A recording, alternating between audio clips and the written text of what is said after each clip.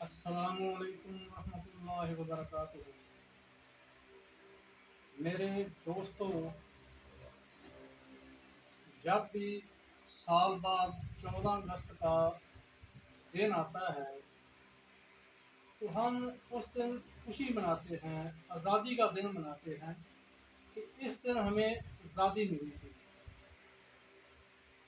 اور اس میں کوئی شک نہیں، قائد اعظم محمد علی جناح رحمۃ اللہ علیہ، ان کی کاوشوں اور ان کے ساتھ جو دوسرے لوگ شامل تھے، سیاستدان، تاجر لوگ، مذہبی لوگ، تمام کی کاوشوں سے ہمیں یہ آزادی ملی۔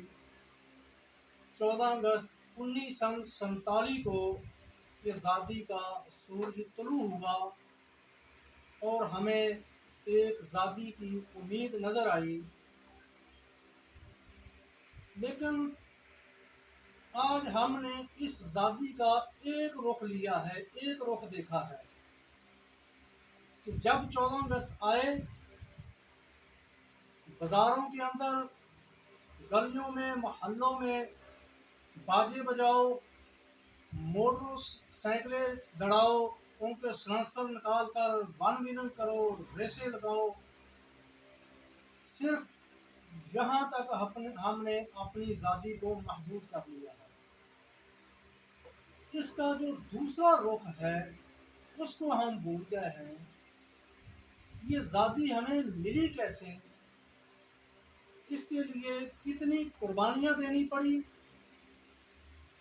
اگر آپ کے محلے میں، آپ کے علاقے میں، آپ کے گھر میں کوئی ایسا بزرگ زندہ ہے ابھی جس نے اس تقسیم کو ہوتے ہوئے دیکھا تو اس سے پوچھیں یہ آزادی ہمیں کیسے ملی؟ میرے بھائی، مسلمان عورتوں کی عزتوں کے ساتھ کھلواڑ کیا گیا،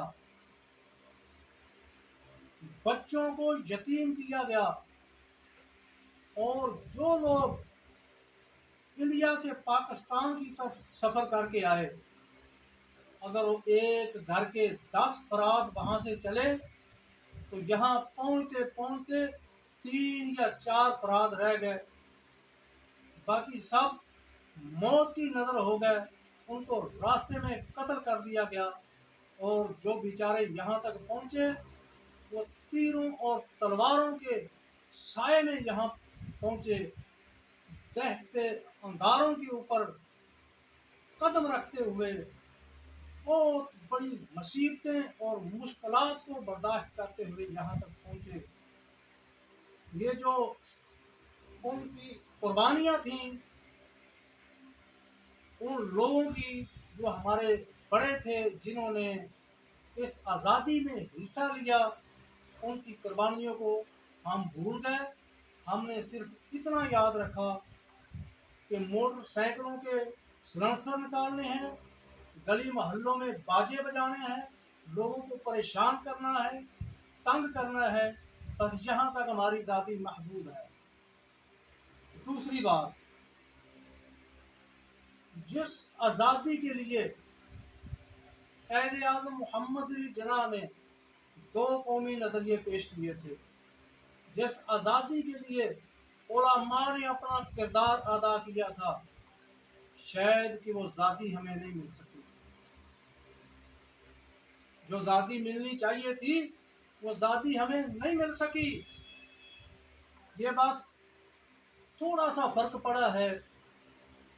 ایسے سمجھو کہ پہلے ہم ڈائریکٹ ان کے غلام تھے، اب ہم ان کے غلاموں کے غلام ہیں، ہم معاشی طور پر ان کے غلام ہیں، ہم ہر لحاظ سے ان کے غلام ہیں۔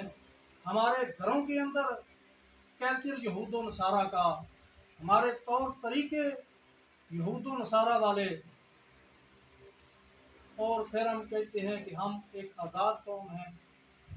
تو میرے بھائی، یہ جو آزادی اس وقت ہے، اس آزادی میں ہم ان کی مرضی کے بغیر سانس بھی نہیں لے سکتے۔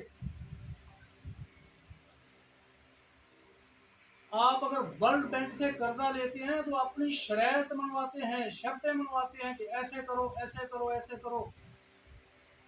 یہ ذاتی وہ نہیں ہے جو قائد اعظم محمد علی جناح نے جس کے لیے جدوجہد کی تھی اور جس کے لیے اس ملک پاکستان کو حاصل کیا گیا تھا۔ دعا کریں کہ اللہ ہمیں وہ صحیح آزادی نصیب فرمائے جس میں قرآن و سنت کا نفاذ ہو، اور جس کلمے کی بنیاد پر اس ملک کو حاصل کیا گیا، اس ملک کے اندر اس کلمے کا دستور ہو۔ 75 برس کے اندر کتنی حکومتیں بدلی، سول حکومتیں بھی آئی، فوجی حکومتیں بھی آئی، کسی کو یہ جرت نہیں ہوئی کہ ایک لمحے کے لیے بھی اس ملک پاکستان کے اندر قرآن و سنت کے دستور کا نفاذ کر دیں۔ تو کیسی ذاتی میرے بھائی، آج بھی ہمیں انفرادی طور پر اس حقیقی ذاتی کے لیے جدوجہد کرنی چاہیے، اس حقیقی ذاتی کے لیے کوشش کرنی چاہیے جس حقیقی ذاتی کے لیے اس ملک پاکستان کو بنایا گیا۔ اللہ ہمیں ان کے غلاموں سے بچا کر تو ایسا اس ملک کے اندر اللہ حکمران لے کر آئے جو قرآن و سنت کے نفاذ کو عام کرے اور ہمیں حقیقی ذاتی سے نوازے۔ اللہ ہم سب کو، ملک پاکستان کو، اور جو ہماری افواج ہیں، جو ملک پاکستان کے اندر اچھے لوگ ہیں، اللہ ان کو اپنی حفظ و ایمان میں رکھے۔ السلام علیکم ورحمۃ اللہ۔